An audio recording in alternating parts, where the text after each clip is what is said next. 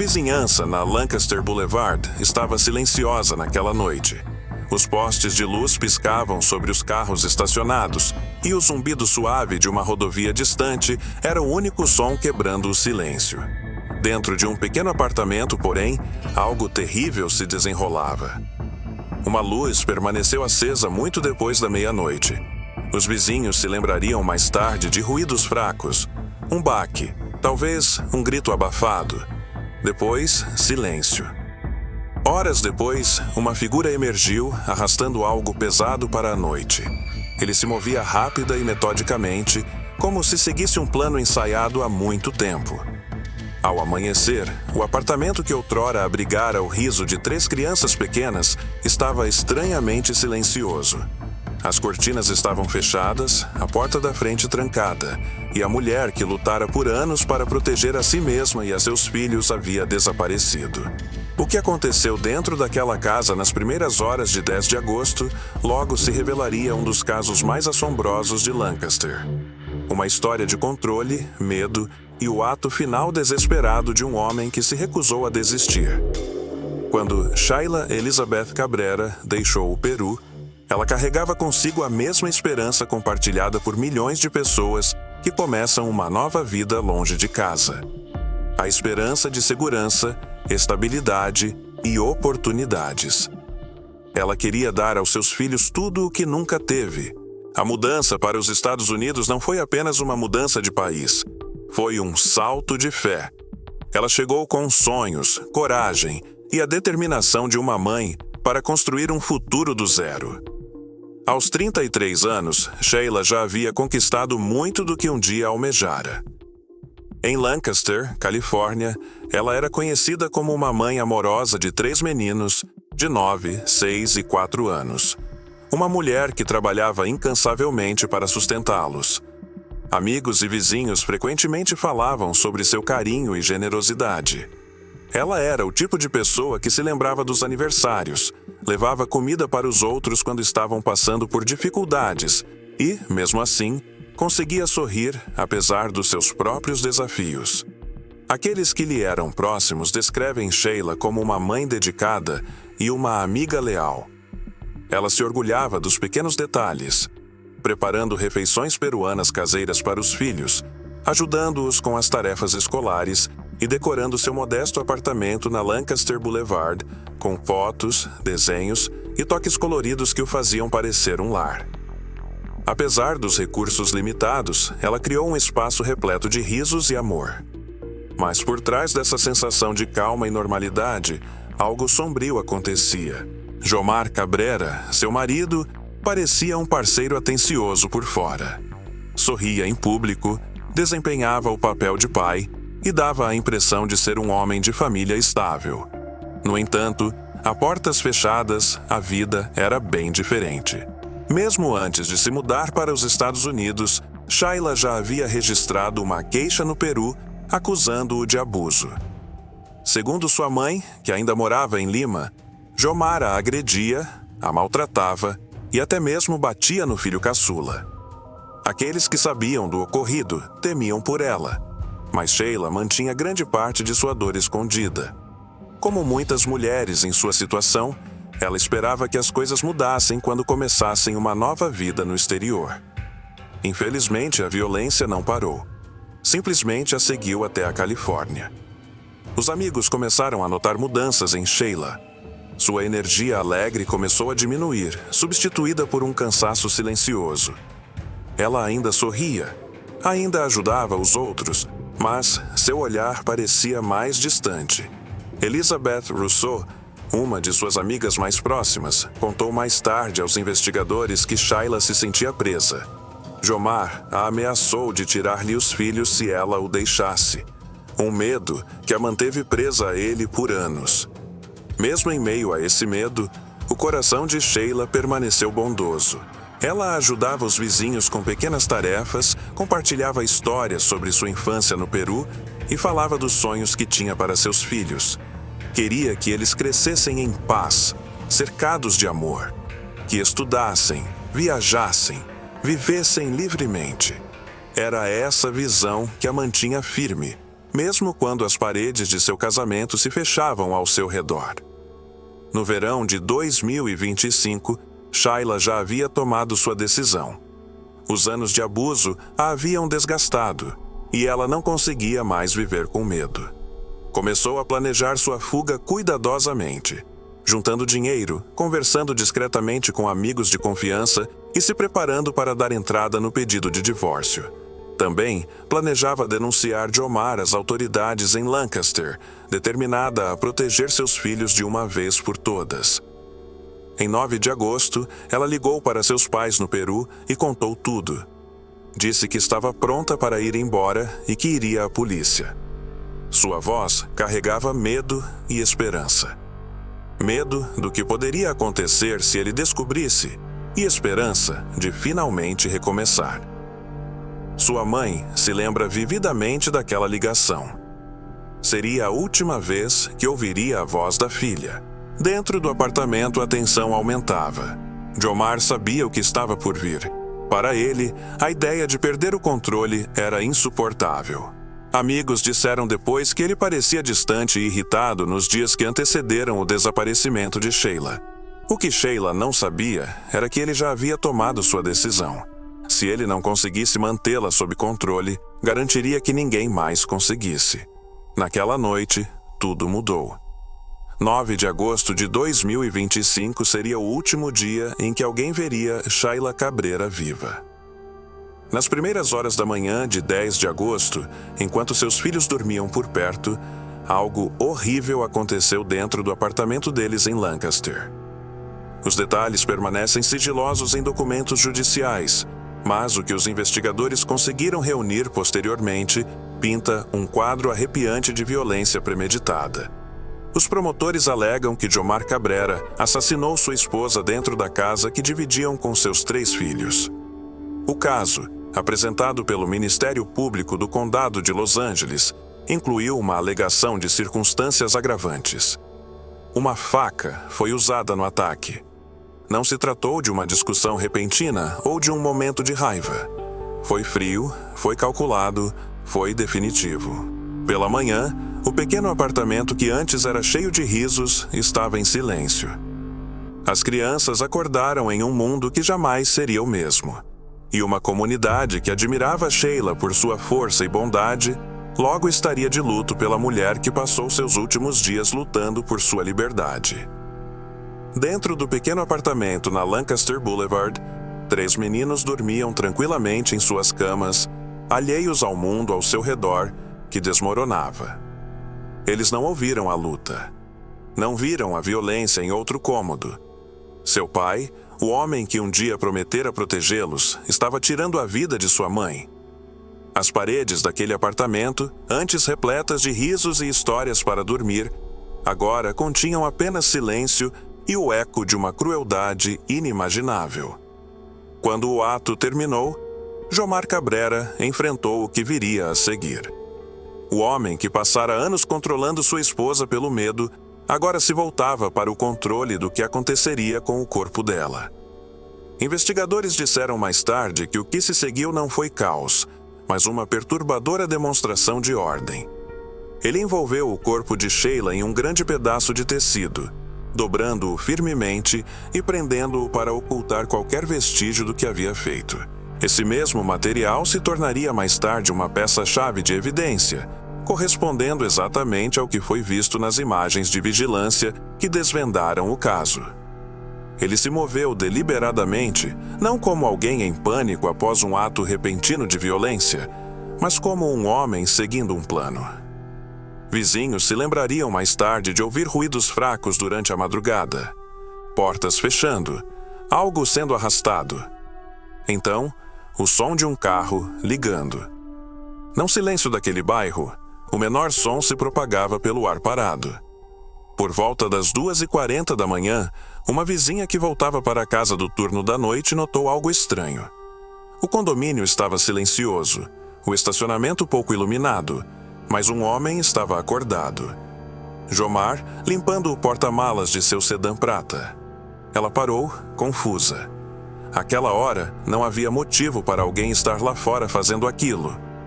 O que ela não percebeu foi que estava testemunhando o início de uma tentativa de encobrimento.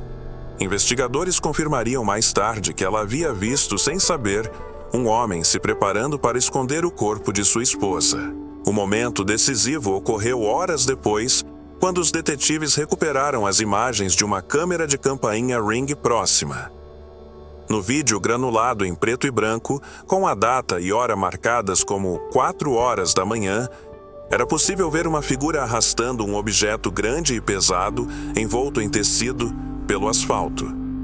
O esforço em seus movimentos, a maneira como ele lutava para levantá-lo, era inconfundível. Aquele objeto era Sheila Cabreira. As imagens se tornariam, mais tarde, a peça central da investigação do homicídio. Prova fria e irrefutável da traição final. Momentos depois, o homem ergueu o pacote e o forçou para dentro do porta-malas do carro. Fechou a tampa, deu a volta até o lado do motorista e partiu dirigindo pela noite. Seu trajeto o levaria para fora de Lancaster e para as estradas escuras e sinuosas que conduziam à Floresta Nacional de Angeles.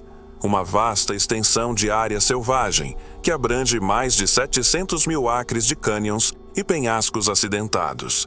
Durante o dia, é um lugar de beleza serena, mas, sob o manto da escuridão, muitas vezes serve de local para crimes violentos. O isolamento, os precipícios íngremes, o terreno infinito. Era o lugar perfeito para fazer alguém desaparecer. Jomar dirigiu para o interior da floresta, desviando de curvas fechadas e estradas estreitas até encontrar um local escondido. Ali, no ar frio da manhã, abriu o porta-malas e retirou o embrulho. A floresta estava silenciosa. Nenhum farol passou. Ninguém viu o que ele fez em seguida. Arrastou o corpo de Sheila até a beira de um barranco íngreme e o empurrou. Seu corpo rolou entre as pedras e a vegetação rasteira, parando na escuridão lá embaixo. A mulher que um dia compartilhou sua casa, suas refeições, sua vida. A mãe de seus 3 filhos, abandonada como um objeto descartado. Quando terminou, Jomar voltou para o carro e dirigiu para casa. Dentro do apartamento, os meninos ainda dormiam, alheios ao fato de que sua mãe jamais retornaria. Pela manhã, ele começou a preparar seu próximo ato: as mentiras. 2 dias depois, em 12 de agosto de 2025, os amigos de Sheila ficaram desesperados. Não tinham notícias dela desde 9 de agosto. Nenhuma ligação, nenhuma mensagem, nenhuma atividade nas redes sociais. Nada. Aquele silêncio era incomum para ela. Ela estava sempre em contato, principalmente quando se tratava dos filhos. Ela jamais desapareceria sem avisar alguém. Preocupados, seus amigos foram ao departamento do xerife do condado de Los Angeles para registrar um boletim de ocorrência de pessoa desaparecida. Policiais foram enviados ao apartamento dos Cabrera. Jomar atendeu a porta. Ele parecia calmo, educado e até prestativo a princípio. Mas, conforme os detetives começaram a fazer perguntas, suas histórias começaram a mudar. A princípio, ele alegou que Sheila havia sido detida pelo Serviço de Imigração e Alfândega, ICE. Era uma mentira calculada, que se aproveitava do medo e da confusão em torno das questões de imigração. Ele provavelmente acreditava que isso impediria uma investigação imediata, já que esses casos geralmente envolvem burocracia complexa e comunicação demorada. Quando os detetives pediram detalhes, ele mudou sua história. Agora, dizia que Sheila o havia deixado por outro homem.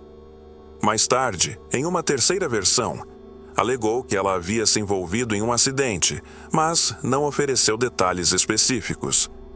Nenhuma testemunha, nenhum boletim de ocorrência, nenhuma localização.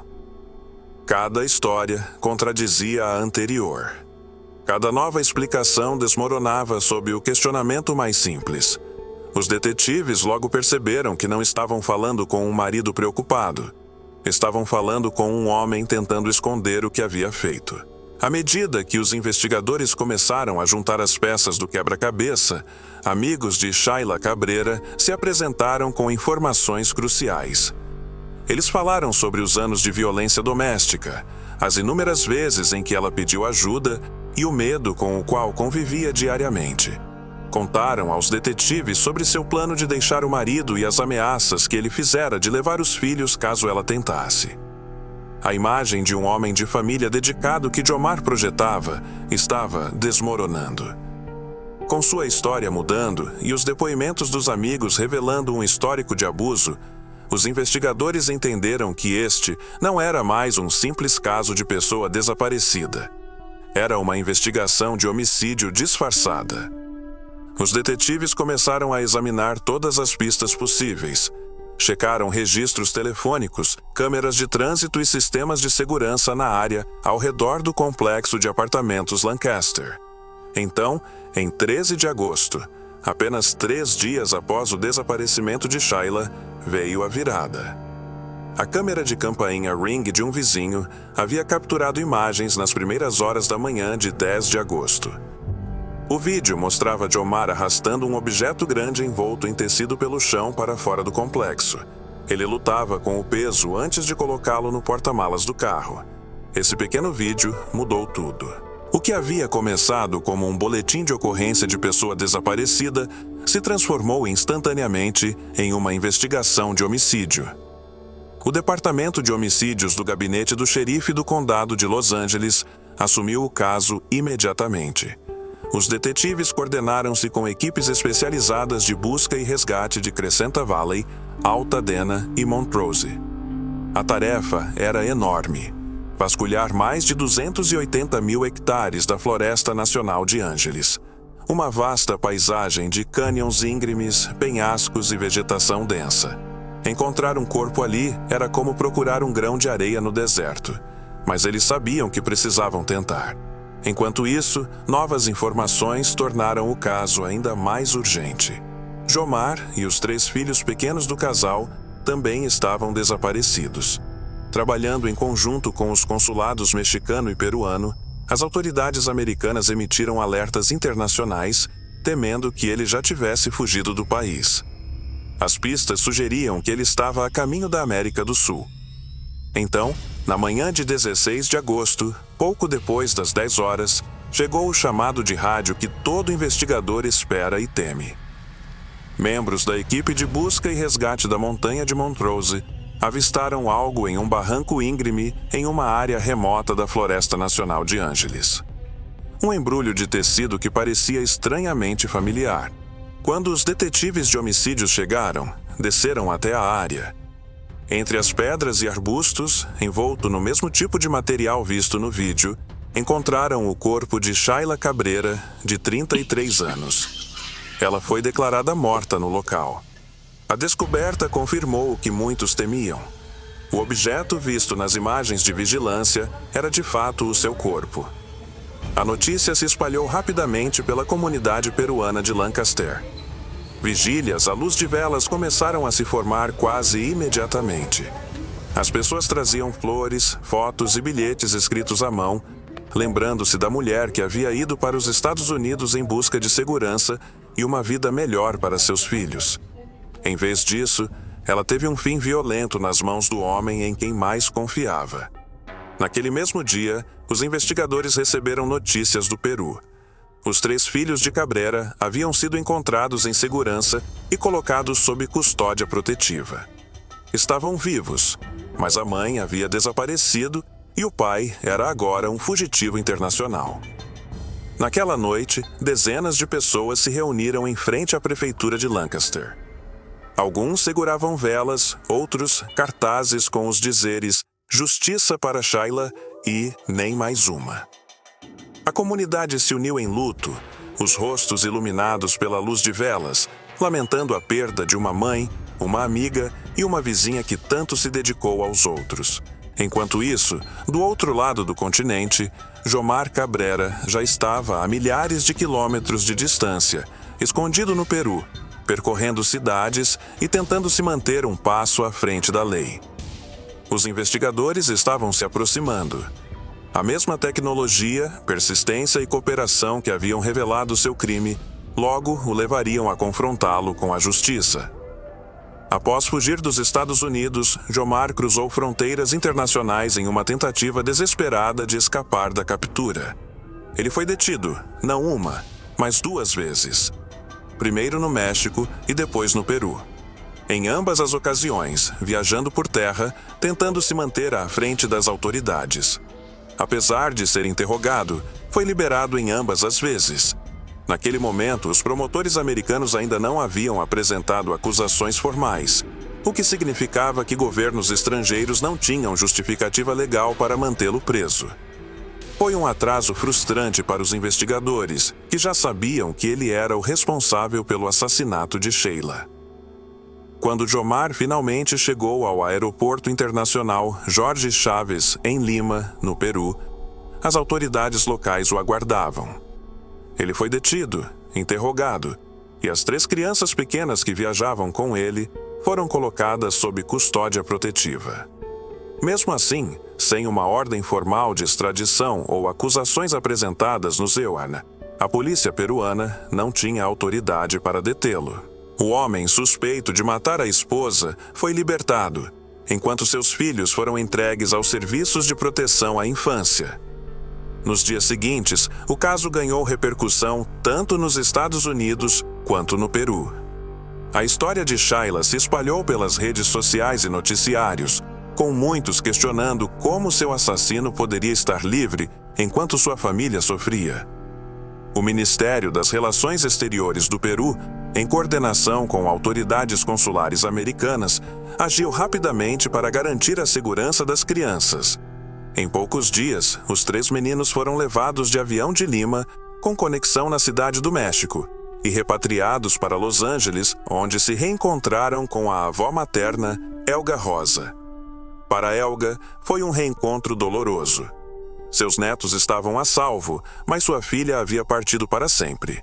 Enquanto isso, do outro lado do continente, os promotores do condado de Los Angeles trabalhavam a todo vapor. Detetives da Divisão de Homicídios do Departamento do Xerife do Condado de Los Angeles reuniram centenas de páginas de provas. O vídeo de vigilância, depoimentos de testemunhas, laudos periciais do apartamento e o histórico de denúncias de violência doméstica contra Sheila. Em 21 de agosto, o processo foi encaminhado ao Ministério Público para análise formal. Mais tarde, naquele dia, a equipe do Ministério Público anunciou que acusaria Jomar de homicídio, com a agravante de ter usado uma faca como arma letal. Na manhã seguinte, foi expedido um mandado de prisão para extradição e a Interpol foi oficialmente notificada. Um alerta vermelho, essencialmente um alerta internacional de procurado, foi distribuído pelo mundo, identificando Jomar como fugitivo acusado de homicídio. O caso tornou-se prioridade máxima tanto para o Departamento de Justiça dos Estados Unidos quanto para a Polícia Nacional do Peru. Relatórios vindos do Peru descreveram uma intensa caçada humana. Agentes monitoravam os movimentos ao longo da rodovia pan-americana, verificavam hotéis e terminais de transporte e coordenavam-se estreitamente com os escritórios da Interpol no México e nos Estados Unidos. Por quase 2 semanas, Jomar permaneceu foragido, mas com o alerta vermelho ativo, cada movimento que ele fazia se tornava mais arriscado. Seu rosto circulava em bancos de dados internacionais, alertas de fronteira e na cobertura da mídia em ambos os países. Os investigadores acreditam que a crescente pressão o deixou com poucas opções. Finalmente, em 27 de agosto de 2025, Jomar se entregou às autoridades. Ele entrou na sede da Interpol em Lima e se entregou. A Polícia Nacional do Peru divulgou imagens mostrando o momento de sua prisão. Jomar aparece algemado, vestindo uma camisa preta com o emblema da Interpol, ladeado por policiais. Sua expressão era impassível, sua cabeça baixa enquanto flashes de câmeras disparavam e os policiais o conduziam para fora. De acordo com autoridades peruanas, ele permanecerá sob custódia em Lima, enquanto o processo de extradição avança. Esses procedimentos costumam levar vários meses, envolvendo coordenação diplomática e audiências judiciais para garantir o cumprimento do direito internacional. Uma vez aprovado, ele será transportado de volta para a Califórnia, onde será julgado pelo assassinato de Shayla Cabrera. Se condenado, Jomar Cabrera pode pegar uma pena máxima de 26 anos à prisão perpétua. Para a família de Shayla, a longa espera por justiça está longe de terminar. Mas depois de meses de medo, buscas e sofrimento, finalmente há esperança de que o homem que destruiu sua vida seja responsabilizado. A busca por justiça para Shayla Elizabeth Cabrera começou sua longa jornada. Uma jornada impulsionada pelo amor de uma mãe que veio para a América em busca de paz e por uma comunidade que se recusa a deixar sua história ser esquecida.